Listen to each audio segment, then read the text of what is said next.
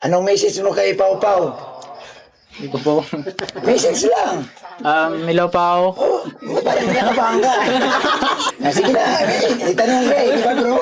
Nagtanong ka bro. Sige. Anong message mo kay Pau Pau? Message si Papa is pagpatuloy yung pagkamabuting tao niya, makapagkumbaba, and yun, naka down to earth talaga si Pao. Kahit may siya is kaya siya makipagsabayan sa mga makahalubilo niya, ganun. And thank you so Kaya, much. pray po tayo. Grabe Tsaka, mga tingin niyo. maraming salamat po talaga kay Marian. Kasi, aminin ko ngayon na Oh, bro. hindi sa ganun ha. Amin. I mean, kahit tanungin mo sila mama, papa. Tatanungin ko sa mama, sa Davao ba may ba ako? Wala. Oo, di ba? So talagang dito ka lang talaga. Kumbaga siya yung first girl na nakaibigan ko, ganun. At siya din yung first girl na nagustuhan mo. At saka, yung pinakapuyan ko talaga, yung pinakaunang babae na nagustuhan ko talaga.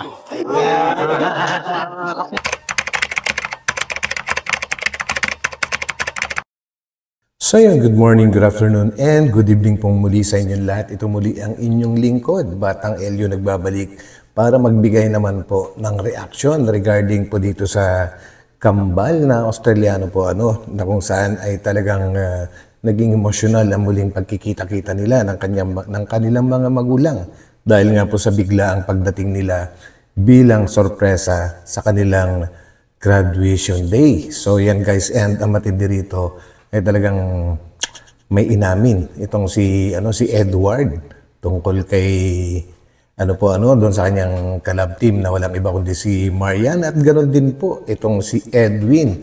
Meron ding pagbati na ginawa sa kanyang kalab team na walang iba kundi si Pau. And yan guys, at samahan po ninyo ako para bigyan po ng reaksyon, at bago po tayo magkomento ay atin munang panuurin ng buo. Nang sa ganon ay mas maintindihan po natin ang nilalaman ng video na ito. Yan, bago po tayo tumuloy dun guys, huwag po natin kalimutan mag-thumbs up at patuloy din po natin suportahan ang buong team Kalingap sa pangunguna po yan ni Kuya Bal Santos Matubang, Ate Eda Vlogs, and syempre si Kalingap Rob. And shoutout na rin po sa lahat po ng mga lihito mo na reactors at Kalingap partners. So yan guys, samahan po ninyo ako. Let's go! Yes, sir.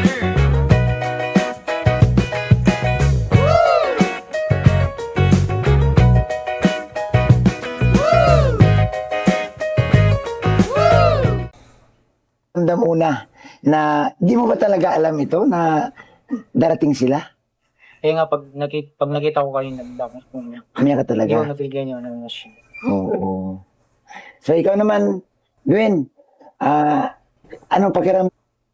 Guys, kapansin-pansin po kung sino kamukha talaga ng nanay nila Actually, kahawig naman po niyan dalawa, yung kambal, pero mas kahawig po niya si Edward, lalo-lalo na po dito sa cheekbone, napaka-prominente po nung cheekbone nilang pareho ni Edward. So yun. Mo din na ilang months kayo na nawalay kay mama mo? 10? 10 months. 10 months. Yan.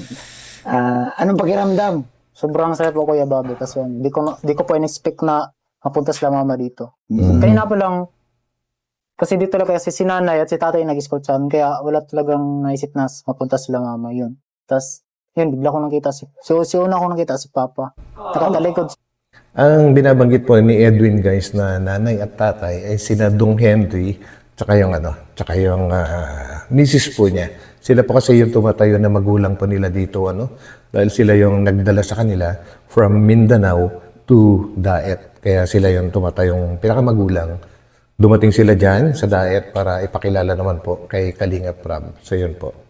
Kapag ganyan ako, Pero nung makita mo si papa mo, ramdam mo talaga na siya na yun. yung bako talaga, tumulo talaga. Mhm. Ay, Sobrang grabe. saya ka. Ano ang mensahe mo sa papa mo? So, nanguna po, magpapasalamat ako sa Panginoon dahil binigyan niya kami ng siya na pinalagaan kami yung kahit maliit pa kami. Mm-mm. So, unang-una, pasama ako kay tatay, pinalaki kaming mabait, tinuruan kami na ganito wag niyong gagawin kasi masama. So, yun, yung mga payo niya, tinupad namin. Kaya, nagpapasalamat na ako sa kanya. Saka kay mama, ganun din mga payo niya. So, maraming salamat po sa pag-alaga sa amin, pagpapalaki kay Edwin. Ganon din sa iyo, ma'am. Maraming salamat po. Yun lang po. Ikaw naman. Yun man, ang pinakamatindi sa lahat guys, no? Kasi alam naman po natin, halos karamihan, hindi naman lahat. Pero ang mga stepfather or stepmother ay bibihira lang po yung kagaya ng stepfather ni na Kambal, dahil dito nga makikita-kita naman po natin kung paano nila na-appreciate yung pagpapalaki sa kanila po Dahil kadalasan po ay medyo, lalo na po pag nagkaroon sila ng kapatid na iba, ay hindi na mapapansin yung mga step children, kung tawagin po mas nagko-concentrate na yung magulang dun sa talagang tunay na anak. Pero dito sa tatay po nila, kakaiba din. Dahil talagang tinuruan niya ng mabuting asal at i-guide niya ng maayos itong Kambal hanggang sa kanilang paglaki po. Kitang-kita naman po natin, ramdam natin yan sa mga pananalita ng Kambal na ito. So, saludo ako sa iyo, Tay. Yan. And then, anong masabi mo kay papa mo? Unang-una pa, thank you sa lahat sa sacrifice sa amin simula nung bata pa kami din hanggang ngayon is andyan pa rin yung pag-guide niya sa amin. So, Grabe. ganun din kay mama, thank you so much, ma. And nakita ko rin yung pagmamahal nila sa amin kasi kahit sa video call talaga dito, may contact pa rin kami. And gusto ko lang malaman, ikaw, Edward, ano ba ang isang bagay, Edward, na hindi mo makalimutan kay papa mo? Yung nagbibenta kami ng saging na nilakad namin malayo. So, kasama mo siya. Kasama kami na Edwin. So yun guys, hindi rin talaga sila nagsisinungaling po sa mga unang kwento nila na talagang mahirap talaga yung sitwasyon nila sa Davao. At ito nga, nakikwento na nila ng harap-harapan kasama yung mga magulang. Totoo pala lahat guys, na talagang lumaki sila sa hirap, Kaya naman pala pagdating nila sa daet ay sanay pa rin sila sa pamumudok or yung pagtatanim ng kung ano-ano sa gubat. So yun guys, and maraming salamat din kay Kuya Bobby dahil napakaganda ng mga katanungan na kanyang nilalabas po dito. Kulang-kulang mga 2 hours. Lakad. Layo. So, kay mama mo naman, anong isang bagay, Edward, na hindi mo makalimutan talaga kay mama mo na simula nung nagkaisip ka na hanggang ngayon, sariwa sa isipan mo? Kay mama. Siyempre yung pagmamahal niya, yung pagsasabi na ganyan, ganito, wag niyo gawin. Yung mga payo niya, yun yung ganun din kay papa. Yung mga bagay na sinabi nila na, Edward, huwag mo gayahin yung mga ibang mga bata pero may mga na. So, yun yung mga bagay na hindi ko makakalimutan sa kanila. So, ngayon ba naisip mo ba yung mga advice nila sa iyo talagang nagbunga? Sobra pa sa nagbunga. Kumbaga sa mga matataba yung mga bunga. Grabe. Talaga. Ayan, Nice. ikaw naman, anong bagay na hindi mo makalimutan sa kanila? Unang-una po si mama is pagmamahal niya sa amin. Yung talaga yung hindi namin makakalimutan kasi siya yung kumbaga siya yung hero sa pamilya sila. Grabe naman. Kaya mapating ko so much sa pag-alaga niyo sa amin. Hindi ko po yung makalimutan hanggang sa pag-success ko. So, pag mag-success ako is makatulong naman ako sa inyo. Yun. Maraming salamat po sa pag po sa amin ng mabuti. Kung hindi dahil sa inyo siguro kami ngayon is may mga bisyo na yun. Dahil sinasabi na sa amin na huwag kang magbisyo kasi masama yan. Kaya nagpasama ako sa Panginoon kasi may mga magulang ako na sinasabihan kami ng tama at hindi gawin yung mga mali. Yun lang. Grabe. Kitang-kita naman sa mukha ng stepfather po nila habang na-appreciate na nagsasalita ng Kambal, talaga mukhang proud naman po siya sa kanyang napakagandang ginawa sa Kambal na ito. Na nakakabilib dahil siguro tama yung pamamaraan niya kung paano advisean or turuan yung Kambal na yan. Kasi hindi naman po lahat ng mga nagtuturo ay tama ng pamamaraan po. Yung iba kasi pag nagturo, pagalit. So, mas lalong hindi ma-absorb nung tinuturuan. Maaring itong stepfather nila ay sadyang napakagaling din na mag-guide sa Kambal na po ito. Yun. Ay, huling mensahe sa kanila. Siyempre, alam ko, di man kayo dito maglalagi, pero mas maganda siguro na marinig din namin, marinig din ng mga viewers kung ano po ang iiwan mo sa kanila ulit na pag-alis mo, ano bang mensahe mo para sa kanila? Yung para sa akin, kapag umuwi na kami ng Mindanao. Mindanao, gusto ko na magpakabay sila rito. Mhm. Kung ano man yung mga sinasabi nila Long Henry para sa kanila, sana pakinggan po nila yung mga mga payo po nila. Ano po? And kayo na, ano po ang mensahe mo sa anak mo pag kayo makauwi na sa Mindanao? Gano'n din ang mensahe ko sa kanila yung magpakabait dito, pagpatuloy ang pag-aaral para tuluyang makamit yung mga pangarap ko sa buhay. Hindi natin, no? Mhm. Ano ang mensahe mo kay Kalinga Prab, kay Kuya Bal, sa Team Yun. Kalinga? So, unang-una na pasalamat ako sa Panginoon, kay Kuya Rab. Shout out kay Kuya Rab. Kuya Rab, maraming salamat po sa tulong na binigay mo sa amin. Grabe, hindi namin ito inasahan na matulungan nyo kami, kaya maraming salamat. And kay Ate Jack, maraming salamat po na kay Ate Edna, shout out kay Ate Edna, kay Kuya Val. Kuya Val, dagang salamat kayo sa imong pagkamayo tungod sa imo kung kumanap yung Team Kalingap, maraming natulungan. And God bless you po. Ikaw naman, Yun. message mo kay, sa Team Kalinga. Hello po, good evening sa ating lahat po, sa mga viewers dyan.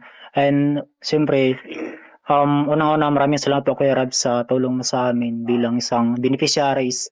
Yung mga tulong mo po na binigay sa amin is ginawa po namin pambayad sa school, yung iba inipon po namin. And thank you so much Good. po. And kay Ate Jack, thank you din po. And kay Ate Edna, kay Kuya Bal, thank you so much po kay Kuya Bal dahil sa kanya is mas lumawak po yung team ng Kalingap, yung community yan. Lang Bago, ayan. Salamat Edwin. Salamat. Basta salamat. may papangako ko sa mga viewers at lalo na kay Kuya Rabis yung hindi ko pababayaan yung pag-aaral ko. So yun guys, no, nung umpisa, alam niyo kung umpisahan niyo po itong pagbablog sa kambal na ito, hindi ko ini-expect na itong si Edward ay talagang magaling magsalita. Kasi po siya yung tahimik nung una po, mas masalita po si Edwin before. Pero ngayon natutuwa ako sa pamamaraan ng pagsasalita ni Edward kasi medyo malalim at ramdam na ramdam mo yung sincerity ng kanyang sinasabi, lalo sa pagpapasalamat niya po sa Team Kalingap, lalong-lalo na kay Kalingap Prab po, na talagang direkta na tumutulong po sa kanila. Ramdam na ramdam po guys, pakinggan natin. Yun, so yung kumbaga ito na yung pagkakataon na makagraduate kami dahil sa tulong ni Kuya Rab. So Yun. Kuya Rab, grabe maraming salamat po talaga sa iyo.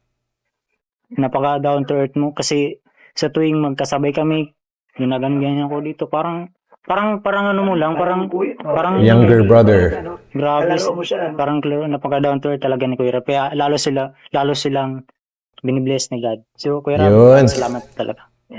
Galing mo Edward. Siyempre is, hindi natin mawala yung tiwala sa tao. Importante yan. And pangalawa po is hindi po namin pabayaan yung pag-aaral po namin. Sikapin po namin makapagtapos kami sa pag-aaral para naman if soon, pag matapos na kami, makatulong na kami sa aming pamilya, sa mga kapatid.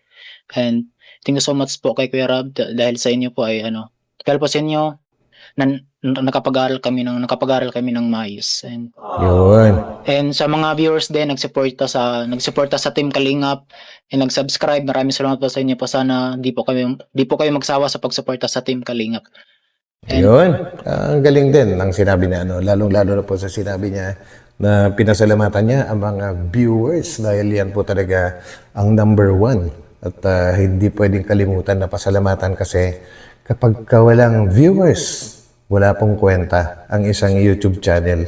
Lalangawin. So, yan. Kahit po sa aking munting channel ay lagi akong nagpapasalamat sa mga palaging nanonood, lalong-lalo na po yung mga sabihin na natin solid na sumusuporta. Maraming salamat po sa inyo lahat. God bless you po sa inyong lahat. Anong message mo kay Pau Pau? Yun, no? Message lang. Hello Pao. Parang nakabangga. Sige na. Itanong mo. Gulat eh. Magtanong ka bro.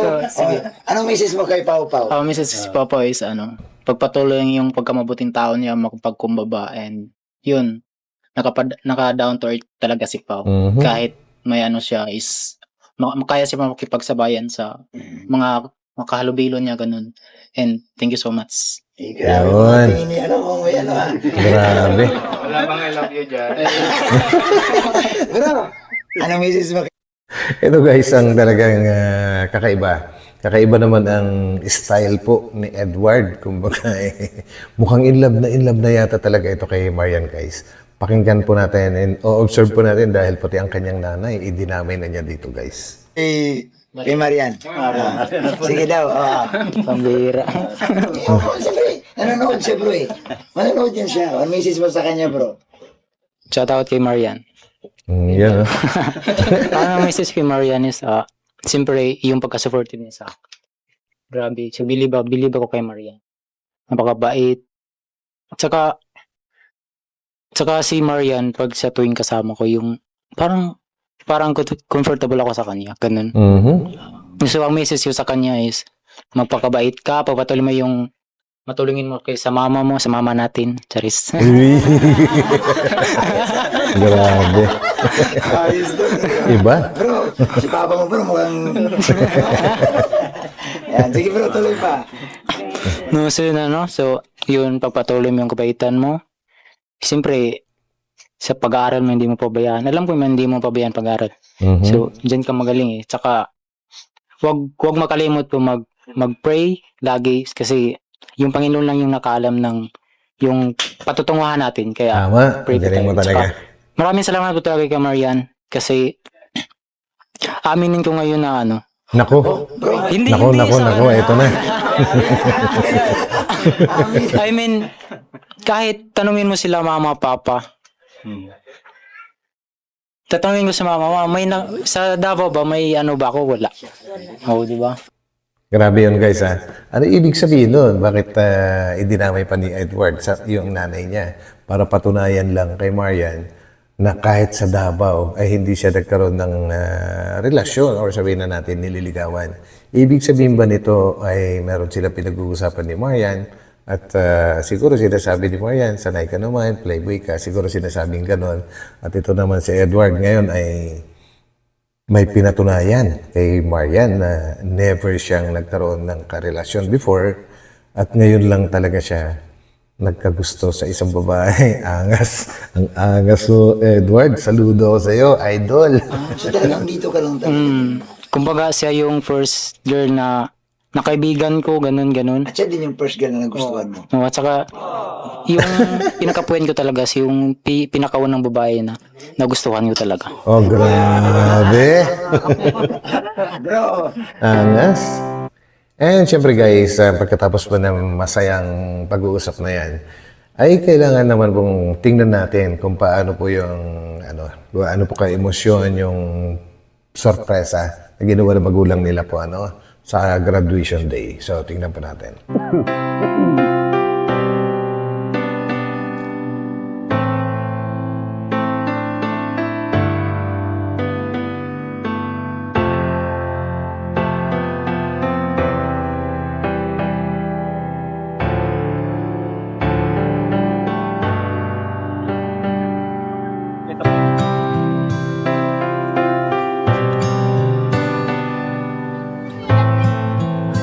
ano nakita mo sa akin? Okay. Nag-isod ka daw po. Ha? Isod ka daw po.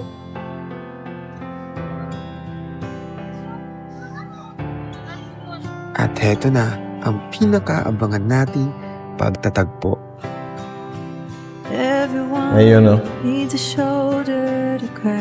Maluha-luha pa si Edwin. Grabe. Parang pinipigilan maiyak.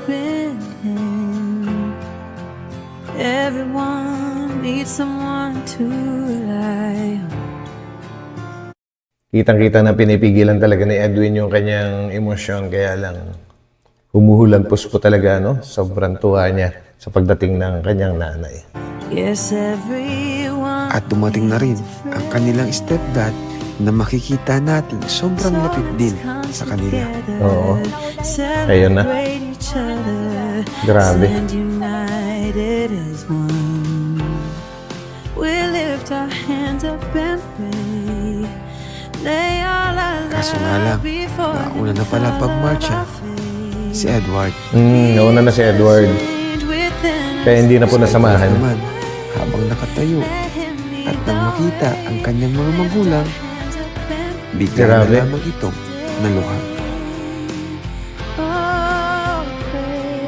Actually, ngayon ko lang sila nakitang umiyak ng ganito.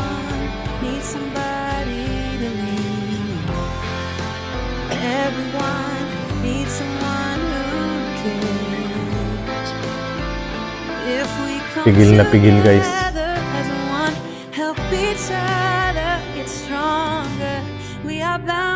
Yung dating hindi makapag-aral, eto, graduate na ngayon. At oo nga pala, si Janice, kasabay rin nila Edward, nag-graduate.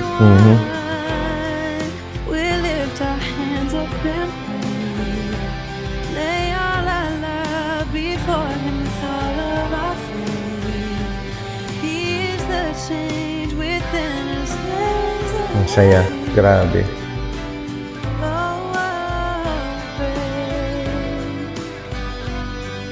At syempre, hindi kumpleto ang pagbibigay ng pasasalamat sa kanilang mga magulang. Ay.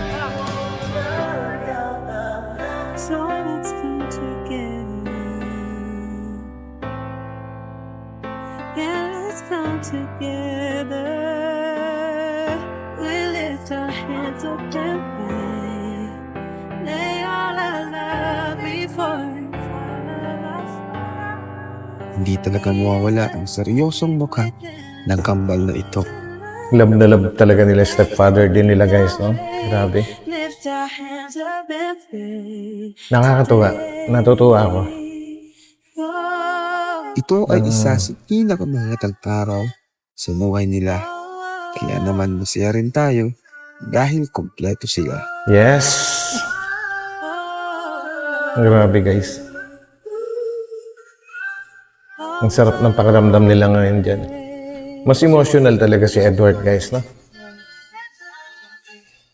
Picture-picture muna kasama ang buong pamilya. And so yan, guys, no? Yun po yung dalawa nilang kapatid sa tatay at saka sa itong babae na mayroon ding ang kinakagandahan po. Kahit bata pa ay litaw na rin po yung kanyang kagandahan. And yun po yung pinakabunso. Yung lalaki din na hawak-hawak po ni Edwin po, tangan-tangan ni Edwin na nakalaro po ni Rabay. Kasundong-kasundo po ni Rabay yan. So yun. Grabe.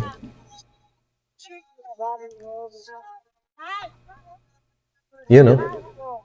Your grace is love beyond all me.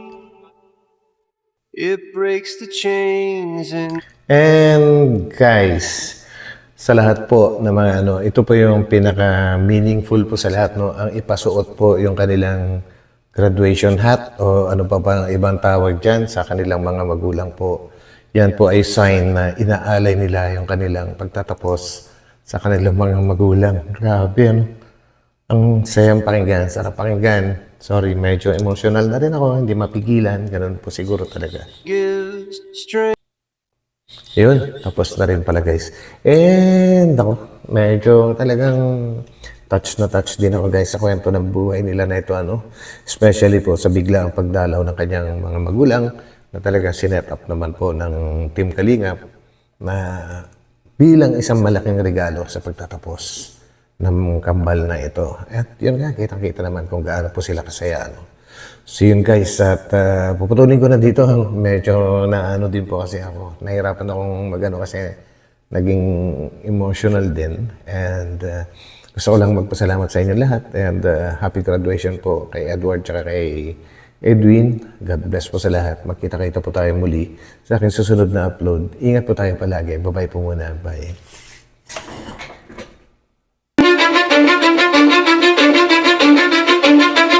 Cause I don't give a fuck what you say.